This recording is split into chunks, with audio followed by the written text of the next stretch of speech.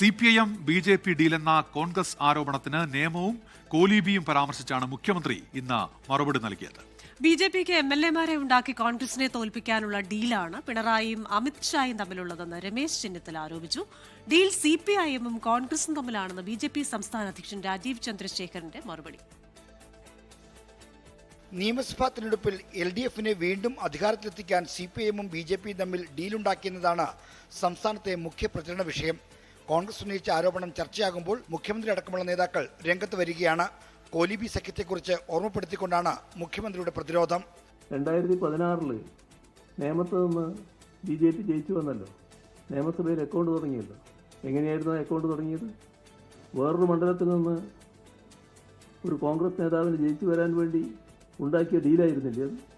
അങ്ങനെയല്ലേ അത് പൂട്ടിക്കുകയും ശിവൻകുട്ടി നിയമസഭയിലേക്ക് തെരഞ്ഞെടുക്കപ്പെടുകയും ചെയ്തു.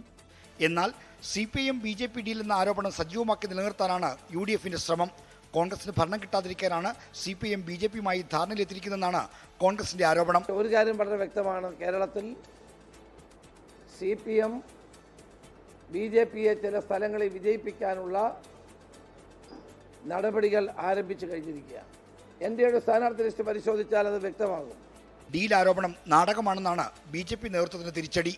ഇന്ത്യ സഖ്യത്തിന്റെ ഭാഗമായ CPIM-ഉം കോൺഗ്രസും കേരളത്തിൽ പരസ്പരം എതിർക്കുന്നത് നാടകമെന്നാണ് BJP വിമർശിക്കുന്നത്. 27 സംസ്ഥാനത്തിലും 8 യൂണിയൻ ടെറിട്ടറിയിലും ഒരുമിച്ച് മത്സരിക്കുന്നത് ആരാണ്? CPIM-ഉം കോൺഗ്രസ് അല്ലേ. തൊട്ടടുത്ത് തമിഴ്നാട്ടിൽ ഒരുമിച്ച് മത്സരിക്കുന്ന ആരാണ്? CPIM-ഉം കോൺഗ്രസ് അല്ലേ.